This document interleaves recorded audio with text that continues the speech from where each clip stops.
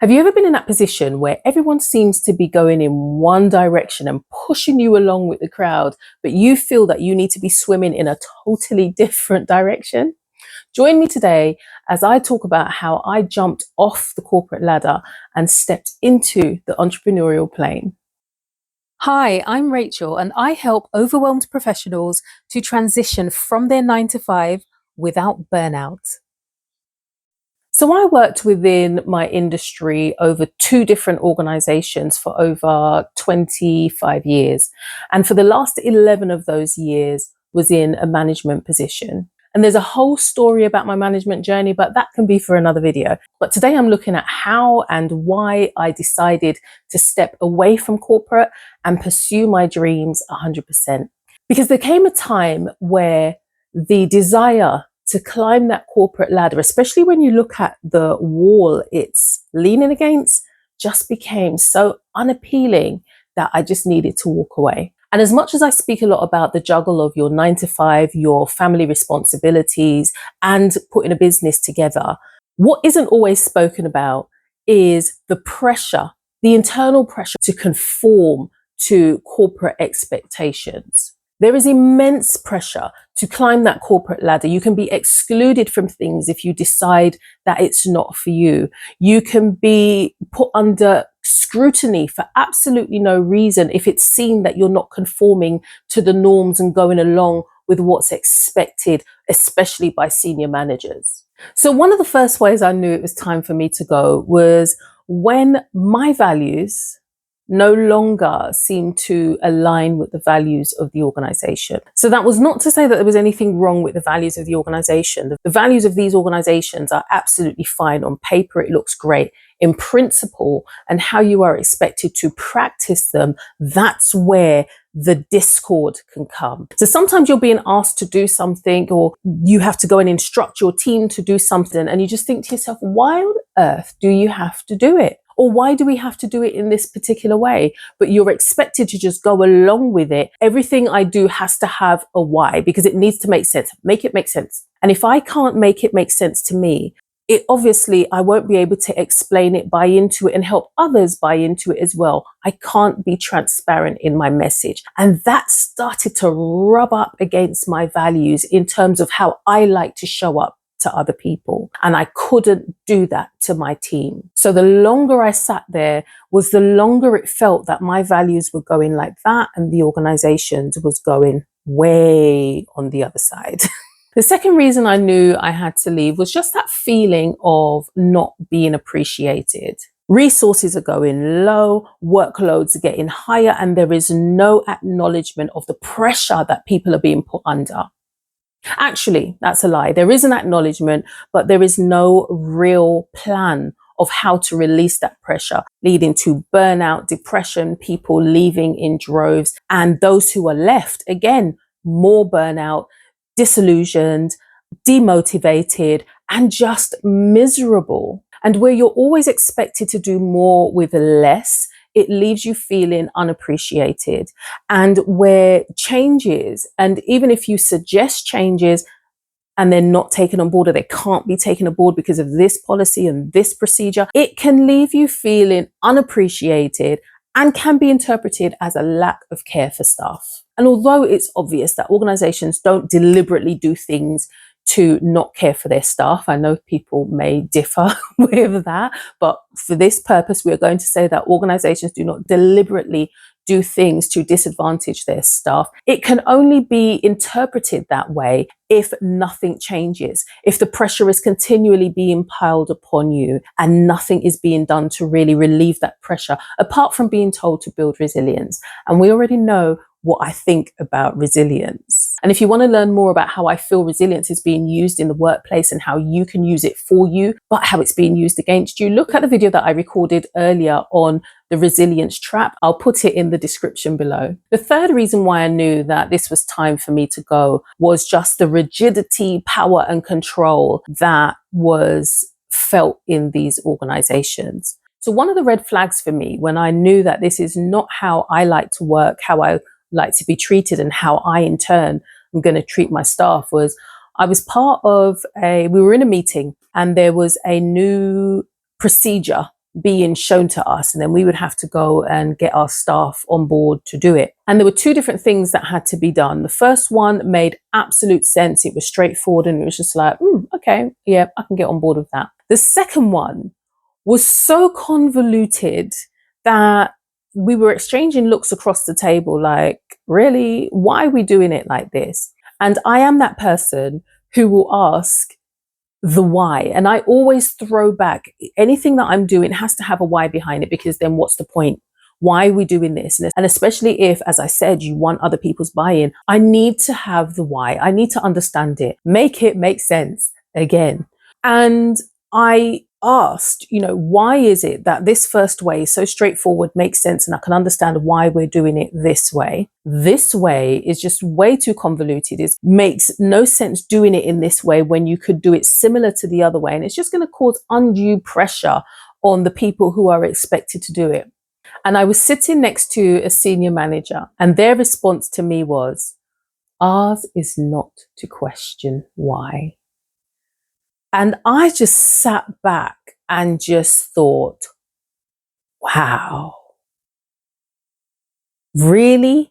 Wow. And for a long time, that kind of knocked me back, like, what on earth, where on earth am I? And that thought, that mindset that you just go along with what you're being told and not question, not find out the why, just can't sit with me. Just can't sit with me. That level of power and control, especially where we were working in an industry where we were talking to people about how they use their power and control and how they abuse their power in certain circumstances and relationships. And then we're expected to work within these confines and impose on our team where you're not allowed to question, not allowed to challenge, not allowed to hold somebody to account.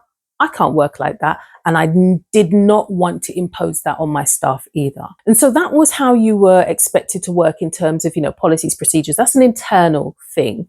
But then I started looking at the bigger picture. And this is something that was bugging me for a long time.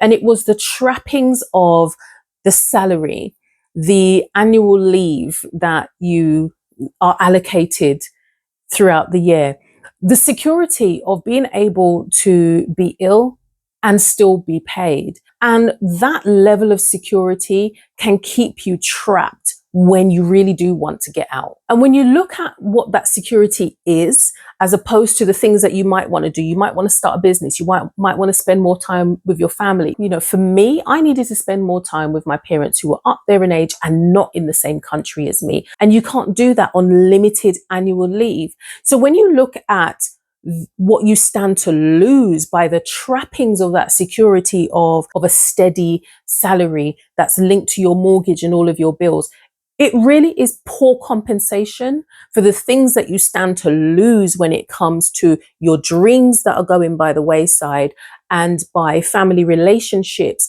that you want to maintain. That was a main reason why I wanted to swim in a whole other direction, because I'm thinking my dreams are that way and you guys are pulling me this way. And I'm not about these shackles and this level of power and control over my life.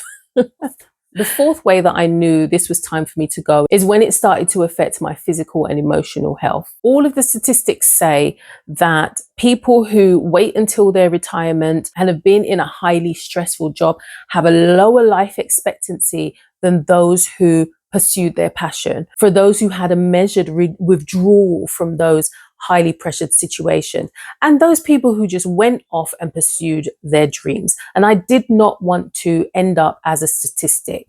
It was draining. I can say that I reached a point where I was burnt out by having to be under that level of pressure and stress for so long. Like I said, resources going down, workloads going up, and just no end in sight. And things seem to be getting worse and worse. There is only so much resilience you can draw upon before it starts affecting you. And I just thought, this cannot be life. The human body was not meant to go through this level of stress for so long with no end in sight. And one of the ways that it affects your health as well, and for me emotionally, was it felt like every day was a silent scream. You could see things going wrong. You can say, and this, it harps back to some of my previous points where, the power and control, things not getting better. And you just think, why are you doing things in this way? And seeing things happen and things being put in place by people who are not actually doing the work. And then you just see it combust in these small areas and you aren't able to change it. I do believe in staying in arenas and helping be the change. But sometimes when there is such a restriction on what is accepted, when there is an outward announcement of we stand for this, but there is an internal suppression of what you can actually do and the confines in which you can do it, the cognitive dissonance when you look at what is being said as opposed to what is actually being done. Oh, after a while, you have to make a choice as, do I stay and continue to fight and make the change, or do I take a step out and do something that's going to be more fulfilling? And then the final one was, I just knew I was not living my purpose. I had always wanted to run my business full time. There were so many reasons why I didn't jump earlier. The security was one of them, fear was one of them. And I sat around and I thought, why am I still here? I could see another anniversary looming, a work anniversary, as I would call it. And I was just resolved that I was not going to spend another work anniversary here. It was time to do me. I looked around and there was absolutely no more reasons for me to stay. I had given my all.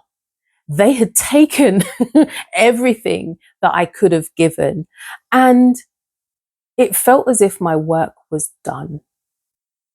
And it was time for me to close that chapter and move on to doing what I wanted to do full time, which was helping people in the way they need to be helped, without the constraints, without the prescriptions, without directives that made absolutely no sense, but helping people to take those steps into a life that they envision for themselves and supporting them through that process of getting their goals, continuing to help others transition out of the 9 to 5 as well. And being able to do that for myself after I'd already helped so many other people transition out of the 9 to 5 and go up in their career if that's what they wanted to do, is a different level of freedom that is just so unimaginable. I wish I was able to do cartwheels because the excitement, the anticipation that comes with it, you have the rest of your life in front of you with no ceiling as to what is possible is absolutely amazing. So if you are at a crossroads and you're not sure whether to go up, whether to go out, whether to pursue something totally different, or you have your dreams that have been on the back burner for a while and you've been sitting there looking at them like, I really want to go there, but you're not really sure how to do it and you need that support, book into my diary for a free call. My Calendly link is in the description. Let's have a chat about how you can start your journey to freedom, to living a more fulfilled life. Thanks for watching, and I will see you in the next video.